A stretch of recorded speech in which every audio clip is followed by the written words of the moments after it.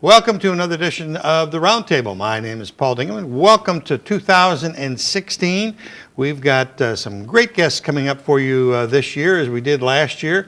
Well, we're going to kick off the year with sort of a summary of what's happened in the wonderful place called Lansing, Michigan, with our sitting state senator, Senator Phil Pavlov. Welcome back. Welcome back to the Focus program. It's good to be with you in 2016. I'm stumbling through everything here. It's as you said, it's the first day of the year, or second day of the year, so everybody's getting back in the groove. You I'm got glad to be with you today. Takes a while. Yes. You've had a busy year in the legislature, Yes. and I thought it was time for you to come in. You hadn't been in a while to sit down and talk to us about what's been accomplished, what's in the future for 2016 for the state legislature. Yeah, well, looking back 1 year, 2015 was a good year for people in Michigan.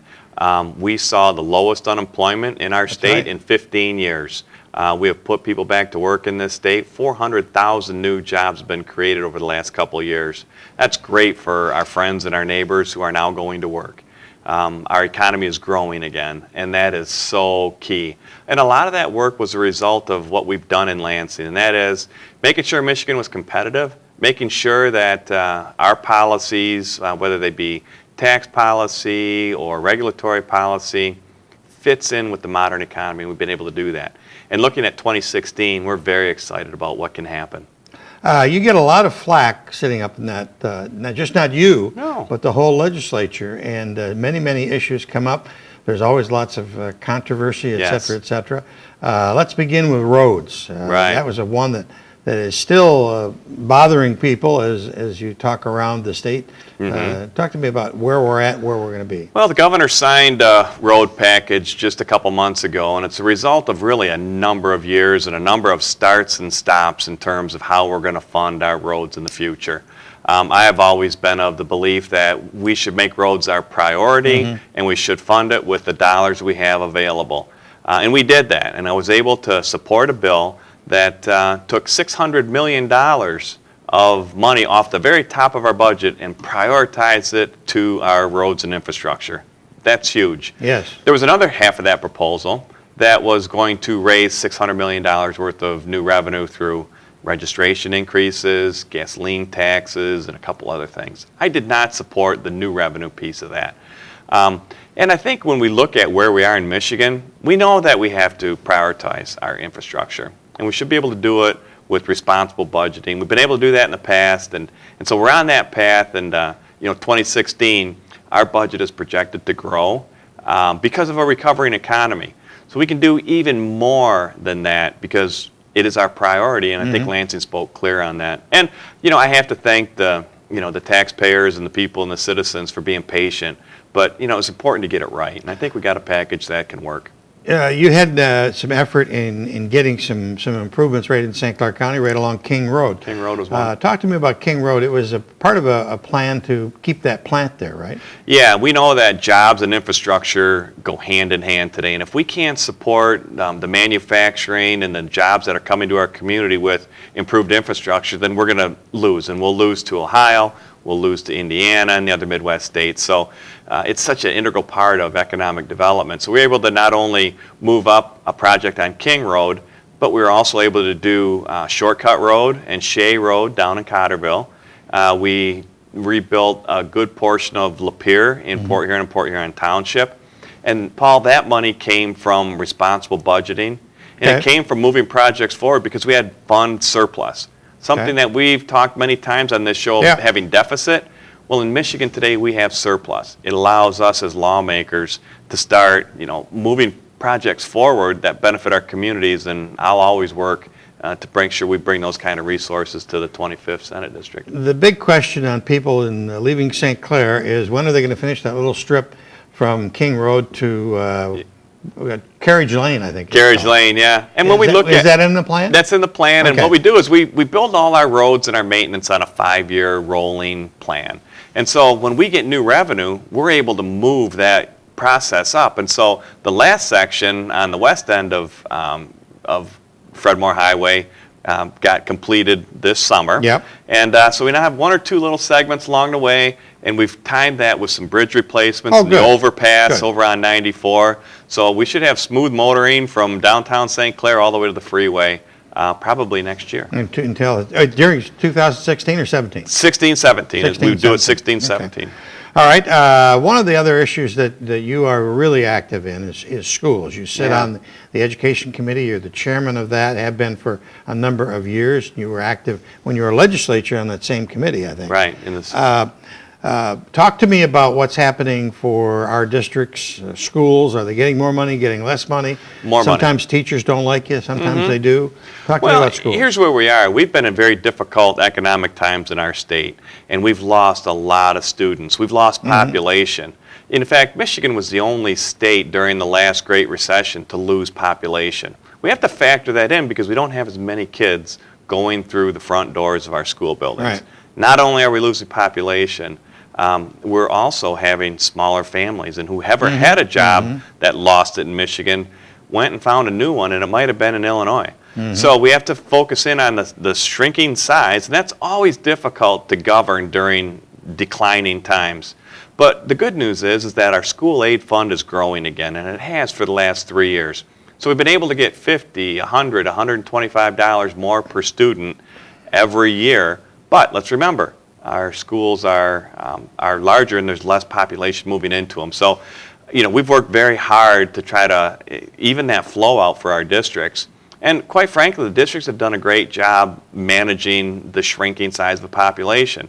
I think we're all in this argument for what's best for kids. Right. And so we've been able to do Hopefully. that. Yeah, and we've made some changes to some of the debts and some of the liabilities that our school districts are carrying.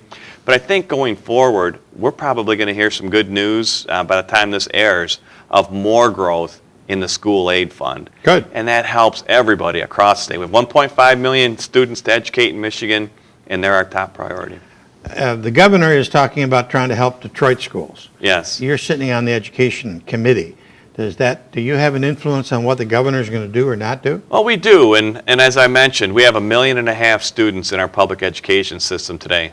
We have 47,000 in Detroit Public Schools. Detroit Public Schools is on the edge of collapse. They're so close to bankruptcy, the only thing missing is the filing fee. So the governor's put a plan out that would bail out the Detroit Public School District, but at the cost of the students in my district. And I disagree with the governor on that.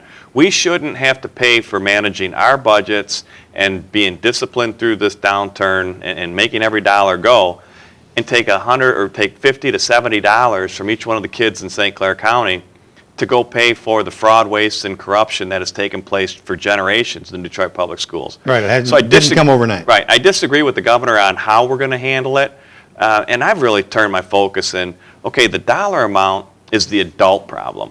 What's happening to the lack of education that those 47,000 kids are not getting? And that's where the biggest travesty in this whole thing is. Okay. And so we began hearings about 2 months ago on what we can do to help the kids in the equation. And so many times, Paul, they're left out of the equation. And so we're focused on fixing those schools one by one so that they can deliver quality education and those kids get a chance at life. What was the bill that you passed? I think you initiated it, Every Student Succeeds Act. Well, that's a federal act, and that was done in Washington. Okay. And you just supported it. Yeah, we made a comment once it was passed and it was signed into law. And really what that does is it shifts the focus. The federal government needs not be in the education business in the state of Michigan.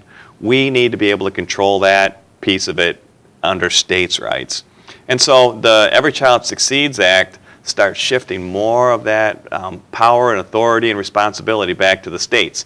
And you always want to have the policy closest to where you're educating the kids. We don't want to hear what some bureaucrat in a cubicle in Washington says how we need to educate our kids. So it gives back a whole lot of power back to the states, to the State Board of Education, and to the legislature to make decisions that are best for our kids. Agriculture is a big part of the thumb of Michigan. Yeah. What kind of action are you involved in there? Well, when we look at agriculture, western St. Clair County, Sanilac, Huron, Lapeer, those counties that I represent have had bumper crops. I mean, the sugar beet harvest this year was the best ever. The content of the sugar inside the sugar beets has never been higher. So technology has really converged on the agriculture industry in terms of inputs and yields, and so all this is great for the thumb. And they're putting people to work. Our prices are stabilized and improving in some areas. And the key to it is that we must make sure that we can support that agriculture industry with smart investments in infrastructure. You know, all those sugar beets need to be moved and processed. Right. All of the dry beans need to be, you know, harvested and taken to the elevators, and same with our corn and our wheat. And so we've been working hard to make sure that those routes are available. We're looking at building out some ports in the thumb so that we're making and yielding so much of a great product that we should be exporting it. Well, didn't they, before you and I were around, didn't they have the terminal in Port The bean dock, yeah. The bean dock. The bean dock. And we've gotten away from that. Yeah, and is that still a viable spot, or now it's owned by... That spot might not be viable, but what we need to make sure is that we can establish a deep water port somewhere in the thumb, so that rather than trucking these products down to Toledo and shipping them out of Toledo... Is that what they're doing now? Yeah, that we do that here.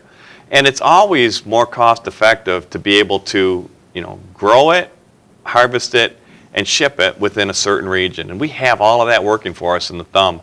And quite frankly, as Michigan's economy has improved, it's been the agriculture sector that has led us out of it. So we need to make sure that we protect that piece of the puzzle. And it's interesting to see that there are younger people going into agriculture. Oh my gosh, it's a young person's game. And you know, I went in last year and planted sugar beets with a guy, and inside that tractor was 3 computer screens.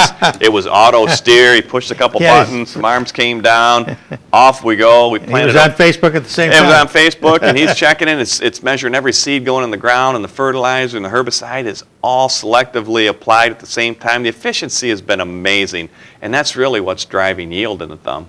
One of the questions that comes up from time to time is term limits. Right. You are on your last year of being a senator for the state of Michigan. Yep. Previous to that, you were a state representative for term limited, and previous to that, you were on the County Board of Commissioners. What are your feelings about it? There's pros and cons. People say the old way was better. Yeah. Some say this is not working. What do you think? Well, having worked on state government, the complexity of state government, it's massive and it's complicated, and it takes time to figure out how all the pieces work together. I'm in my 12th year, and I've benefited every single year from my experience in the legislature. Yet I'm working with new state representatives that haven't had that opportunity. Right. And so what we want to make sure that we do in Michigan is that we have the best elected people, and that's why elections are so important. Find out who your candidates are and vet those candidates, because you're sending them to do a very complicated job, and you're expecting great results instantly. And I will just say, whether it's a partisan issue or not, your legislators are left to figure out a lot of things quickly. And so by having meetings back in your community, that's how I was able to get up to speed quickly on these issues. But I'm still learning. I'll go in next week and learn something that I feel is going to be a benefit. You know, if you look at a business, they're not turning over their employees. They don't want to turn over their employees every 2 years. They want to keep and retain those people because they're good people. Right. And they've trained them. Right, and there's a certain investment that you have in people, and when I talk to job providers in Macomb and the Thumb, you know, they're saying we want the best educated, and we will then educate them to our systems, and that comes at a great investment. And so human capital is exactly what it is. You can buy the plant, you can buy the machinery, but the human capital is so integral into the success of their operations, and they'll go and they'll pay the additional money for that additional training. What about 216? What's coming up immediately for the legislature? Well, Detroit Public Schools, the financial fix is going to be on our plate rapidly. But I think we're going to see our 6th state budget under this governor will be introduced in early February. I remember you came in here right after he was elected, and that was one of the first goals, was to get a budget in before June, I think. Before June, yeah. And so, because the previous years that I was in, we had 2 state government shutdowns because we couldn't get the balanced budget agreement that we needed. But now, under this governor and this Republican-led Senate, we have completed our budget work by the end of May. And why that's important is our year doesn't start till October. But our school districts, our local units of government need to know what their funding picture looks like. Right. And they may not like the final budget amount, but they can build their budget from that. And so by being early, we've introduced a whole new level of predictability for our local units. And I don't care if you're running a library or a cemetery fund, all of these things tie back to a state budget. And so by having that in place, it's been a huge help. And it's also sent the signal to the rest of the world that Michigan is responsible with their $55 billion budget. They bring it in on time, they bring it in balanced, and that's really what the legislature is supposed to do, provide a balanced budget without creating debt every single year, and that's our constitutional obligation. Do you see any consolidation of townships and municipalities and that kind of thing to save money? I don't see it. You look at Marine City struggling to make their budget. St. Clair just had a millage defeated trying to fix the local roads. Right. The locals have lots of problems. They do, and I think where you're going to see that consolidation, and a lot of it's been going on behind the scenes, I don't think you'll see consolidation of putting Marine City and St. Clair together, but what you will see is more coordination on the service deliverable piece of water, DPW. Fire. You know, you might just see more of that hand-holding at the local level where, you know, if you've got 5, dump trucks here and 5 dump trucks here, and only 3 of them work every day, can you do something better with that? And the one thing that our local elected officials and local leaders have been good at is figuring out how to make a dollar go farther. Yes. And so in these times, it's incumbent on them to be able to make those decisions and build those relationships with your neighbors because we're going to be in a period of smaller government going forward. Are there laws preventing them from doing that now that need to be adjusted? Sometimes if you wanted to put together an authority on something, there's 425 agreements that need to be put in place because you got to do it right. And I'll use an example in Ypsilanti and Willow Run. They were 2 school districts that were they were both facing very dire times. Their population had moved out. They got together at their local board level. And they said, let's put this stuff together. And their board embraced it, then their community embraced it, and then it happened. But we can't pass a law in Michigan that's going to say, okay, these 3 districts come together, these 4, this 3, 9 of you guys over here. Local. Yeah, it has to bubble up from the ground up. And we can incentivize it. We're doing that with districts. We are literally putting money in our budget if 2 districts want to get together and consolidate. And so we can reward them because there are costs to doing it. The long-term effect certainly shows that it's worth doing, but you're working out transportation and buildings and staff. So we're literally putting money out there to be competitively bid on to say, if these 2 districts come together, we know that there'll be a challenge, so here's what we'll do to help you do that. And I think that's good government. Now, the important ones. Are the Lions and the Tigers going to win this next year? The Tigers probably are closer than the Lions. But I wouldn't rule out the Red Wings. The Red Wings, okay, the Red Wings. Well, anything else that you'd like to bring up? No, we're very excited, and you mentioned term limits, and so it'll be my last term in the Senate, but now that Candace Miller has decided not to seek re-election in 2016, I've entered into the race to run for Congress. So we'll be busy not only doing our day job in our Michigan Senate capacity, but we'll also be campaigning for Congress. Well, so good luck on busy 2016. Good luck on both levels. Appreciate that. Legislature, and we've certainly enjoyed over the years having you here. So well, it's great to come and chat. Good to see you again. Thank you very much. And that's about it for this edition of the Roundtable.